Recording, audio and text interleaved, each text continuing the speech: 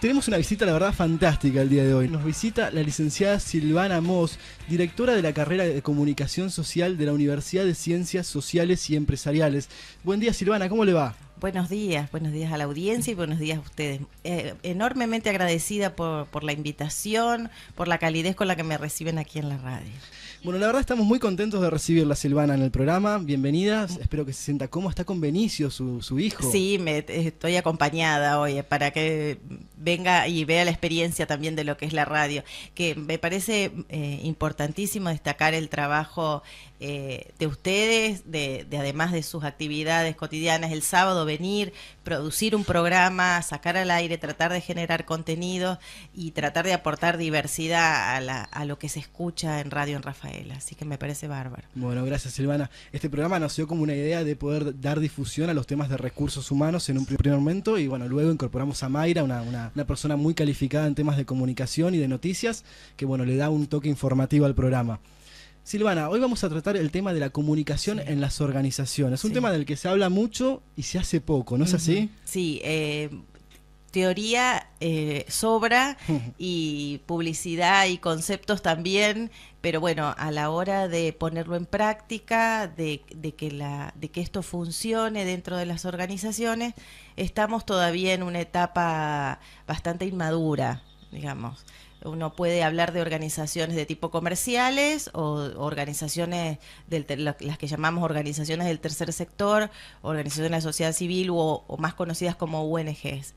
En todo tipo de organizaciones se necesita una gestión de la comunicación, justamente porque están integradas por personas y las personas nos vinculamos a través de la comunicación. Así que es imposible concebir una organización sin comunicación. Imposible, Sí. como es imposible no comunicar.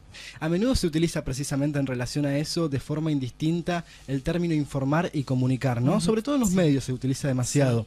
¿Es lo mismo comunicar e informar o son cosas totalmente distintas? Ahí podemos hablar de, si bien se usan como sinónimos hoy en día, sobre todo porque estamos viviendo en una etapa plena de hipercomunicación en el sentido del acceso a la tecnología que tenemos, no en el sentido de la comunicación humana de relacionarse con el otro.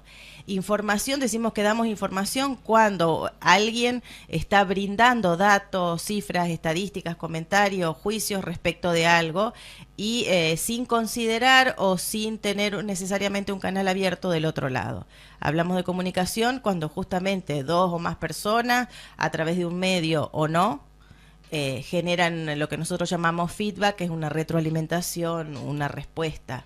Es decir, cuando se produce el encuentro tan necesario entre dos personas que están queriendo significar algo, contar lo que les pasa, contar cómo se sienten, pedir algo o dar órdenes, que es lo más simple que ocurre, por ejemplo, en las organizaciones. Así que pegar un cartel con una información, una data, eso no es comunicar, es simplemente informar. Es informar y no nos estamos asegurando tampoco que el otro lo haya leído y el segundo paso, que es lo más importante, que lo haya entendido. Y no es condición de que si lo ha leído y lo ha entendido, lo realice. Son tres instancias distintas, porque a veces decimos, ¿cómo yo pegué este cartel que decía, vengan mañana a las 8:30? ¿Lo vieron? Sí. ¿Y por qué no vinieron? Digamos, ahí hay una concepción muy reduccionista de lo que es la comunicación. Es decir, no es solamente que porque pegamos el cartel y la gente lo pueda leer y lo haya entendido, quiere decir que van a actuar en función de la información que le dimos. Así que siempre hay que cerciorarse de que el mensaje llegó, fue interpretado y que va a generar consecuencias. Siempre. Es como cuando uno va a un negocio a comprar algo, digamos. Uno le pregunta qué necesita y uno se esfuerza por explicar qué es lo que necesita. Y si le traen algo que no es lo que está buscando, le explica con mayor detalle. Pongamos el caso, ya que estamos aquí bastantes chicas, el caso de la ropa. Uno trata de explicar, no, más corto, más largo, quiero algo más alegre, más provocativo, más formal. Uno va completando esa información de manera que tenemos del otro lado comprenda a la mayor perfección posible lo que estamos tratando de decirle.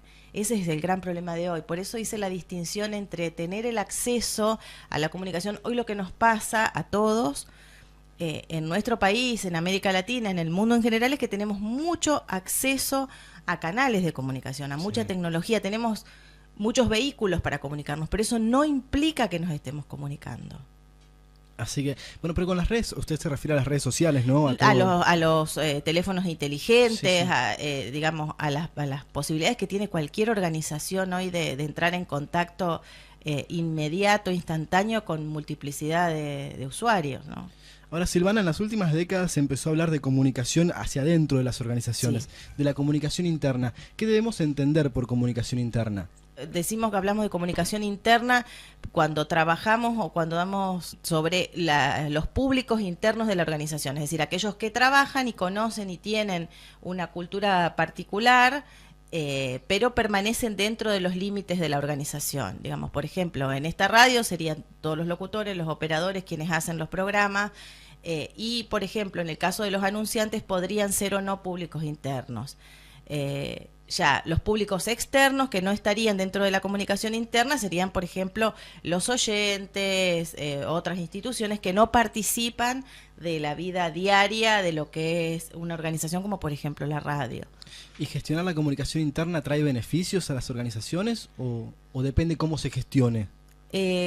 Obviamente que siempre trae beneficios gestionar todos los ámbitos dentro de la empresa.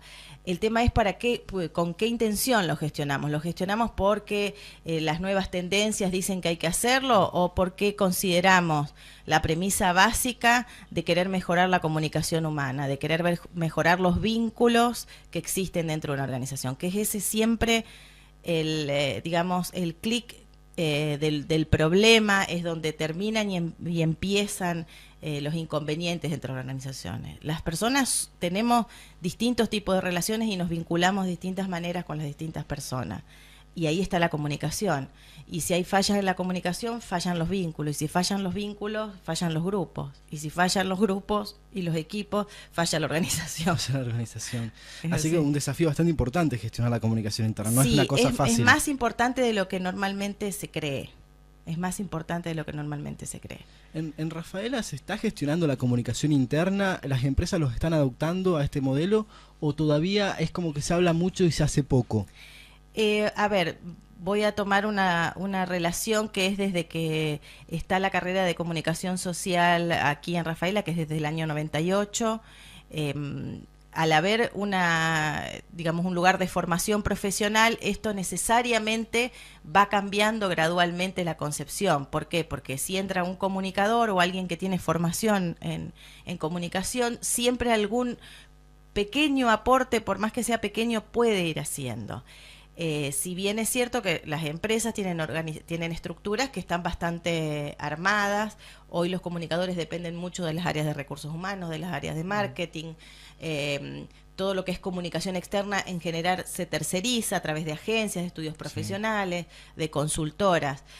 Creo que gradualmente vamos incorporando ciertos prácticas que son favorables a la gestión de la comunicación interna.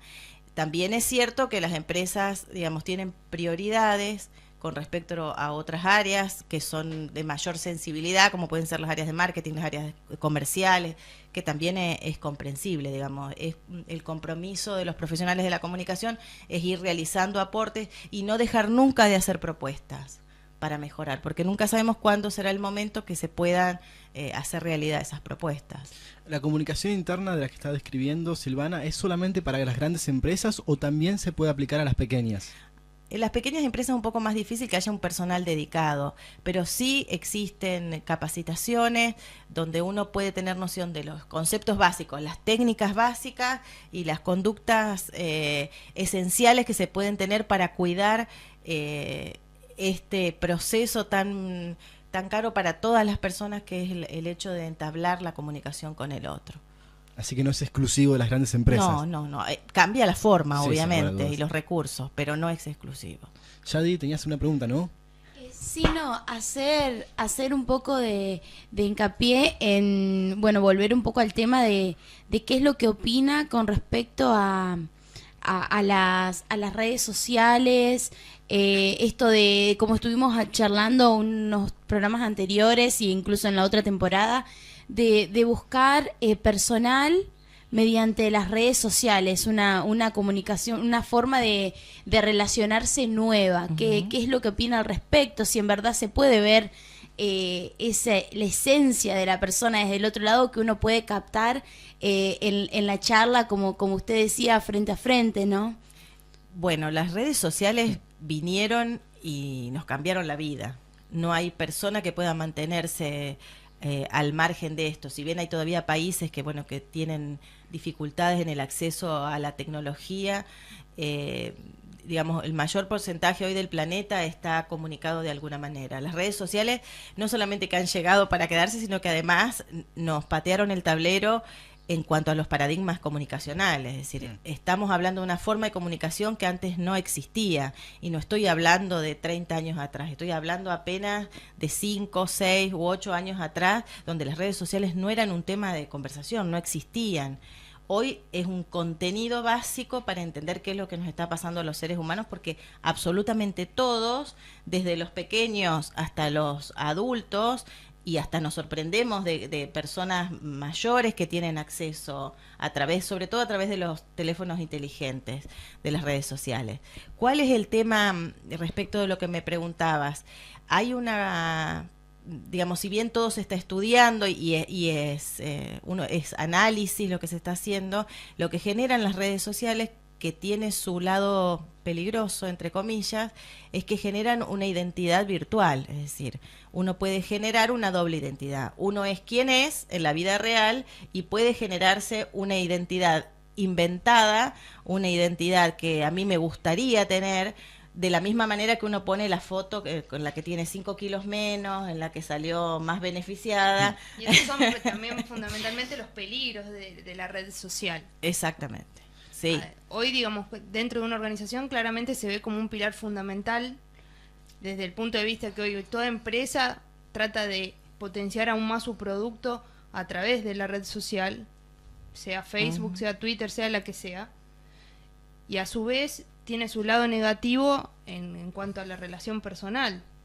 por estas cuestiones que estás puntualizando. Sí, a ver, la gente, y lo hablábamos el otro día con los chicos en la universidad, este tipo de prácticas que terminan siendo prácticas culturales, la gente las consume y nunca son muy pocos los que se preguntan qué pasa o por qué llegamos o cómo nos influenció o cómo llegó a nosotros, y nos implican un cambio en nuestra vida cotidiana. Digamos, hoy los chicos van a una escuela con el celular porque la madre no puede o quiere saber dónde está y qué fue, qué hizo. Y lo que no hay que perder de vista, que antes no era así y que se vivía también. Digamos, creo que hay que poder separar y poder analizar. No estoy diciendo ni que sea bueno ni que sea malo. Todo es de la manera en que se utilice, obviamente. Pero sí me parece que hay que instalar un debate real sobre las redes sociales. ¿Y cuál es mi opinión? Que hay que conocer. Hay un gran desconocimiento de lo que implica el uso de una red social, cualquiera sea. En nuestro país el mayor consumo es Facebook para la mayoría de la población, y Twitter e Instagram para las generaciones más jóvenes que se han desplazado de Facebook porque se cansaron de que la mamá, la abuela, la tía se metieran en Facebook y se enteraran de las cosas que los chicos más chicos decían o contaban o posteaban.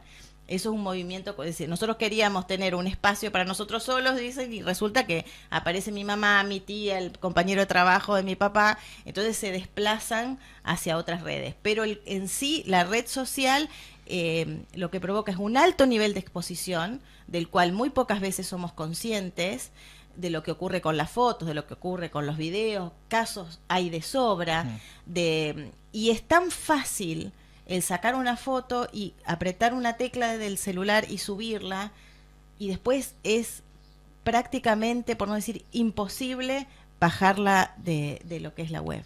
Ahora, Silvana, las redes sociales han cambiado la forma de dirección de la comunicación.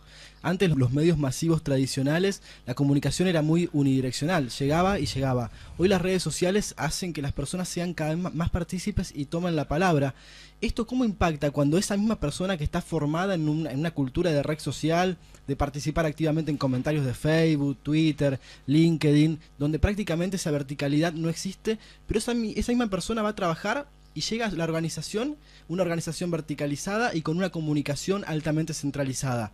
¿Cómo se gestiona esto? Porque estamos hablando de una persona con una cultura, con una dirección de comunicación bastante diferente a la vertical, y llega a la organización que es totalmente vertical. A ver, la red social se llama social justamente por eso.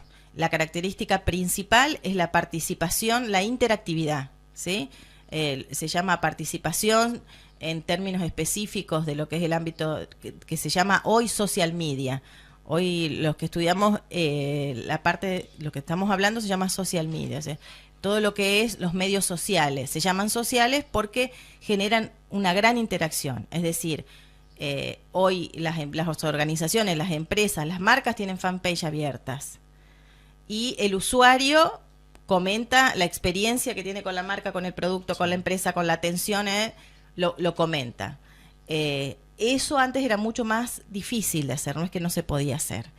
También está hoy la decisión de ciertas empresas de no dar lugar a ese comentario, es decir, que de alguna manera el que tiene la cultura de no querer escuchar lo que está pasando o de escucharlo por otros medios lo puede bloquear o puede configurar sus redes sociales de manera de que no se participe tanto como nosotros. No es todo tan libre, pero sí la tendencia cultural y humana es a que todos tienen derecho a expresarse y todos tienen derecho a decir con los riesgos que eso implica. Sin lugar a dudas. Me imagino que desde las áreas de recursos humanos y comunicación interna debe resultar bastante complicado, ¿no? Porque la persona viene con una cultura de comunicación ampliamente participativa. Llega a la organización y se da cuenta que no puede participar tanto. Sí, bueno, ahí es interesante la pregunta, Franco. ¿Por qué? Porque, a ver, cuando tiene que ver también con el momento histórico que estamos viviendo, digamos, la participación por la participación y los derechos por los derechos en sí, a ver, si estamos trabajando en una empresa privada donde hay un directorio, donde hay dueños, donde hay política, donde hay reglas y donde hay normas, no puedo hacer lo que quiero. Porque yo en el momento, o sea, puedo quedarme fuera de eso, porque claro, tengo libertad para hacerlo, pero si acepto estar bajo, porque no desconozco la forma que se tiene de trabajar, ¿sí? Entonces, puedo ir generando pequeños cambios, puedo generar propuestas, que es eso lo que hay que hacer, digamos, no quedarse o enojado o quedarse fuera, sino ir de a poco generando algún cambio que pueda ser beneficioso. Pero también es cierto que hay ámbitos, en todos los ámbitos hay decisiones que tomar y hay mayores responsabilidades y menores responsabilidades y mayores jerarquías y menores jerarquías. Entonces, por ahí ese es el punto en el que se confunde la red social, que todo el mundo tiene derecho a opinar a ver, todos tenemos derecho a expresar nuestra opinión, pero no es lo mismo, por ejemplo, sobre un tema médico, que opine un médico, que opine una persona desde el enojo. A eso voy. Creo que esa distinción es fundamental. No es que no tenemos derecho a expresarnos, todos tenemos derecho a expresarnos, pero hay que considerar eso. Hay cosas sobre las que podemos hablar con propiedad y hay cosas donde lo que podemos dar es solamente una opinión subjetiva y propia de la experiencia personal.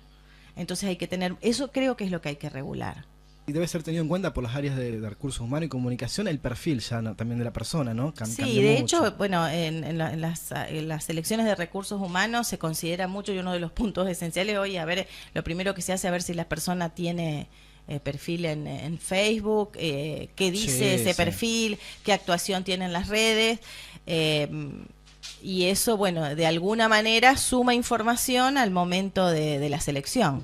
Más que nada datos, creo, porque uno ve una foto, quizá la foto de una persona con una botella en la mano, es un dato, quizás fue una fiesta la única de la que fue en los últimos 10 años. Sí, está fuera de contexto. Exactamente, y esa es la crítica que yo a veces le hago, de que realmente no hay una metodología clara para evaluar los datos que se extraen de las redes profesionales y sociales, y también de que muchas veces se carece de contextualización a eso que se ve, ¿no? Sí, es una, digamos, a ver, es como si nosotros contamos la historia que queremos. En la red social personal, de uso personal, cada uno cuenta la historia que tiene ganas que los otros se enteren. Entonces va a contar lo que él considera que es oportuno.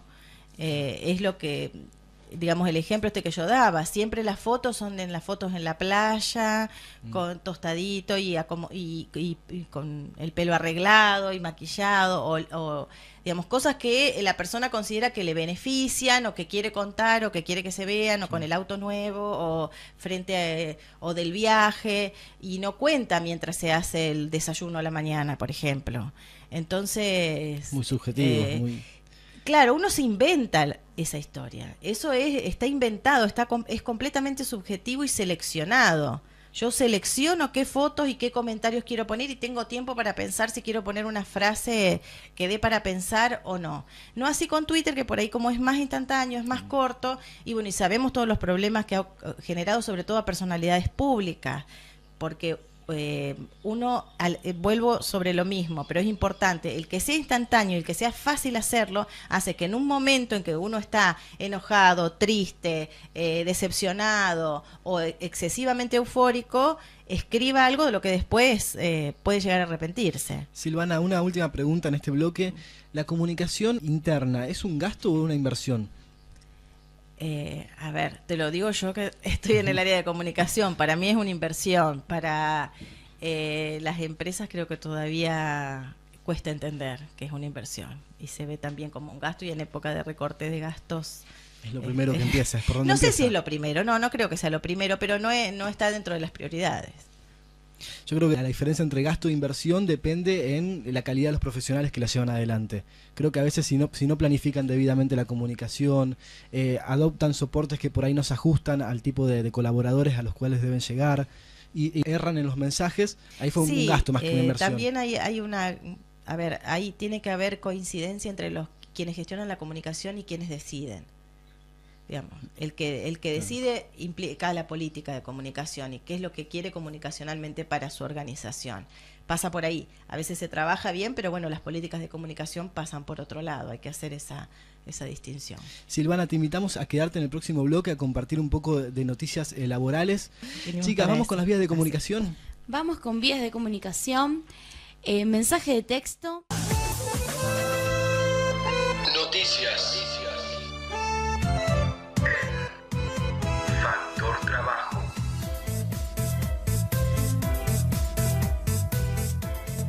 El New York Times anuncia más despidos para invertir en su futuro digital. Los propietarios del periódico The New York Times planean llevar a cabo nuevos despidos de personal para hacer frente a la pérdida de ingresos por publicidad e invertir en su futuro digital.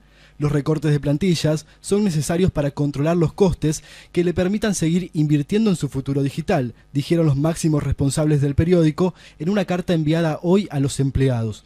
El diario detalló que planea despedir a 100 empleados, de los cuales el 7,5% trabajan en la redacción, y recordó que no es el único medio escrito que se haya visto obligado a reducir su plantilla en los últimos meses. Silvana, este artículo que salió publicado en la CNN en español, ¿qué está pasando con los medios gráficos en la actualidad? Bueno, los medios gráficos hace ya varios años, más de una década, que vienen con un franco proceso de transformación necesaria y absoluta por otro lado. Digamos, los medios gráficos, periódicos y diarios, en su mayor expresión, como puede ser el New York Times en cuanto a estructura, o diarios locales, tenían una manera de conducirse y una estructura que, digamos, que se sostenía por una estructura comercial publicitaria, por la venta de espacios y por una redacción integrada por periodistas que eran los que generaban el contenido, digamos. Es como que tiene tres patas, digamos, la pata comercial, la pata de producción de contenido y la pata de impresión y distribución de esos ejemplares. Y por supuesto la venta de los ejemplares. Con la irrupción, digamos, de todo lo que es comunicación digital y los nuevos canales y las nuevas formas de acceder a la información, los diarios han tenido que entrar en ese proceso de generar contenidos digitales, en formatos digitales, con gente que esté formada para generar ese tipo de contenidos. Entonces, ahí tenemos de una realidad con la que se manejaron durante años, durante casi un siglo, o más, en algunos casos, se han manejado de una determinada manera. Y de repente y muy rápidamente eso cambia y hay un proceso de adaptación. ¿Qué pasó? Algunos medios gráficos generaron estructuras paralelas, digamos, las estructuras gráficas de papel y las estructuras digitales. Son dos estructuras para generar casi el mismo contenido, con la diferencia de que el consumo del contenido digital no genera los mismos ingresos que la versión papel, digamos.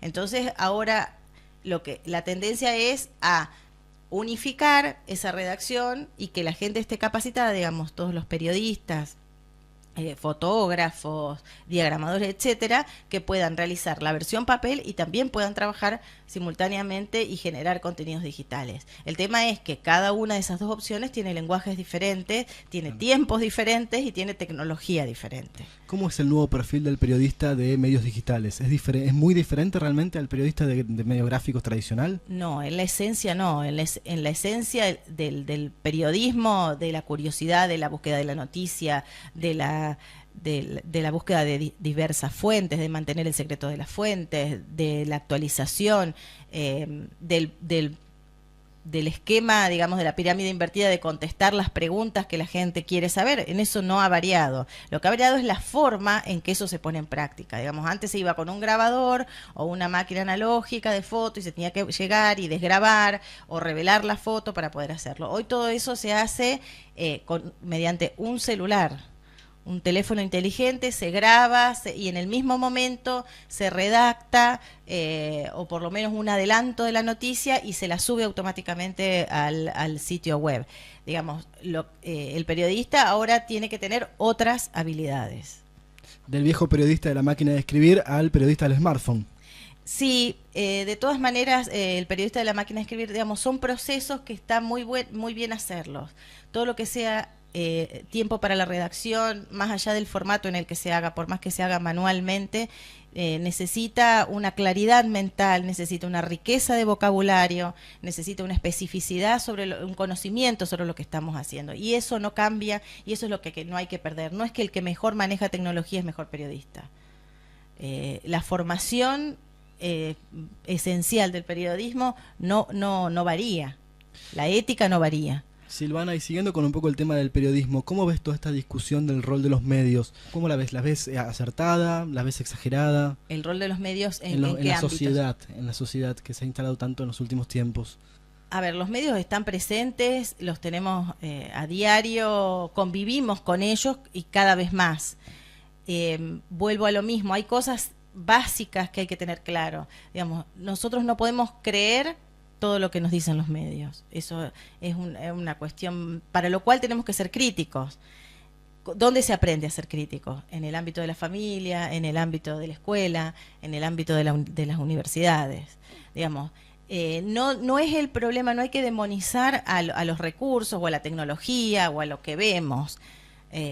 Tenemos que ir por el otro lado, somos nosotros los que consumimos esas cosas y somos nosotros los que decidimos qué hacemos con ese consumo. Digamos, muchas veces se critica o programas de televisión o lo que pasan, las cosas que se muestran, las cosas de las cuales se hablan. Hay muchas cosas, por ejemplo, con las que yo no estoy de acuerdo y no las haría de esa manera, las veo para ver qué es lo que está pasando. Pero tengo una postura frente a eso. Creo que eso es lo que hay que hacer. No criticar al otro, sino fijarse en cada uno qué es lo que uno hace con esa información y qué es lo que transmite a sus hijos, a sus alumnos, a sus compañeros de trabajo. Digamos, no sumarse a esta corriente de yo lo tengo que ver y bueno, porque todo el mundo lo ve y porque todo el mundo entra. La circulación de videos, como ha ocurrido en Rafaela hace un par de semanas atrás, Sí. A ver, más allá de la discusión y de la profundidad y de lo lamentable del hecho, ¿qué podemos hacer cada uno de nosotros con respecto a eso? Y no verlo. O no difundirlo, o no, digamos, comprender, digamos, uno tiene una decisión para hacer con respecto a eso, pero nadie quiere quedarse afuera.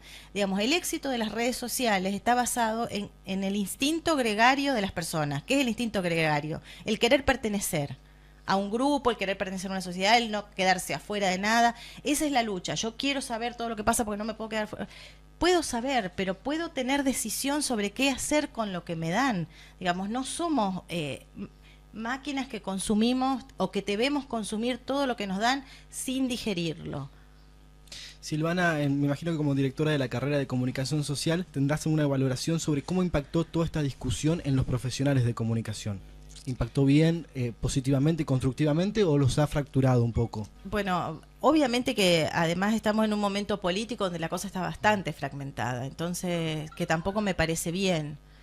Digamos, no es que es blanco o es negro, o estás conmigo o estás contra mí. Creo que siempre hay instancias intermedias, siempre hay grises, siempre hay etapas en las que uno cree en determinadas cosas y etapas que por distintas razones uno va teniendo otro tipo de experiencias o va creciendo o demás y cambia de parecer. Me parece que la cosa tiene que pasar por tratar primero de escucharnos y no de descalificarnos.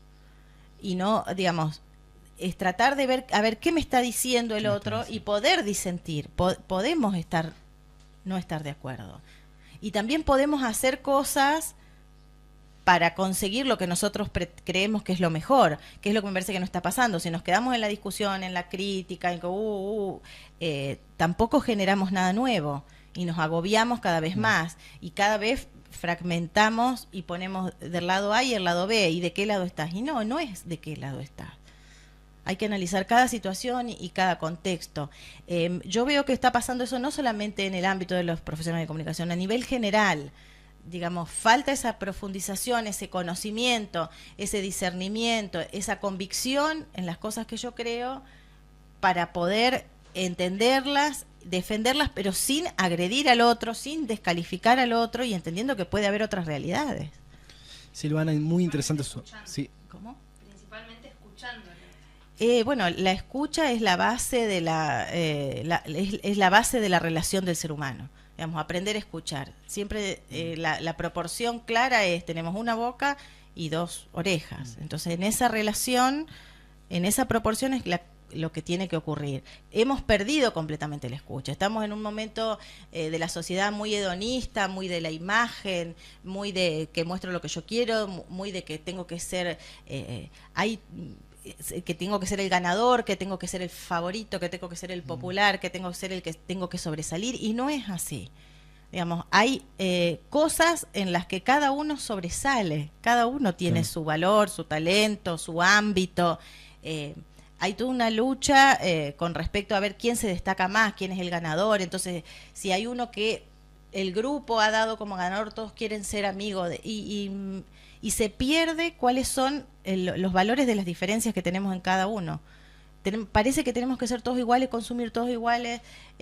No, cada uno tiene algo valioso y algo no tan valioso, porque todos lo tenemos. Entonces, el conocimiento de uno y la autocrítica primero es la base. Silvana, te quiero agradecer profundamente por tu visita al programa. La verdad fue muy constructiva. Hemos hablado un poco de todo, de comunicación interna, comunicación externa, rol de los medios. Mucho, sí. La verdad, en la última década la comunicación estuvo en el eje central, ¿no? Sí. De la discusión pública. Si yo te tengo que decir, de cuando yo estudié en la universidad, que no, como le digo a los alumnos, no hace tanto tiempo, pero digamos, yo estudié en la década de los 90, es tan diferente. No las bases, sino todo lo que ha ocurrido y los paradigmas comunicacionales, cómo se han modificado, es un desafío atrapante, digamos. La verdad que es muy motivador y obliga a que uno esté en constante actualización. Seguramente la estaremos invitando para presentar la carrera de comunicación social, seguramente más llegando a diciembre, para que, bueno, por ahí si alguien está pensando en estudiar, la tenga en cuenta, ¿no? Perfecto. Muchísimas gracias a ustedes. Me he sentido muy cómoda y me ha gustado mucho charlar aquí. Muchísimas gracias, licenciada. Gracias a ustedes. Fue la licenciada Silvana Moss que compartió la mañana de Factor Trabajo. Vamos con la tercera tanda del programa y ya venimos con más búsquedas laborales, ¿no es así? Sí, Fran. Comienzo espacio publicitario.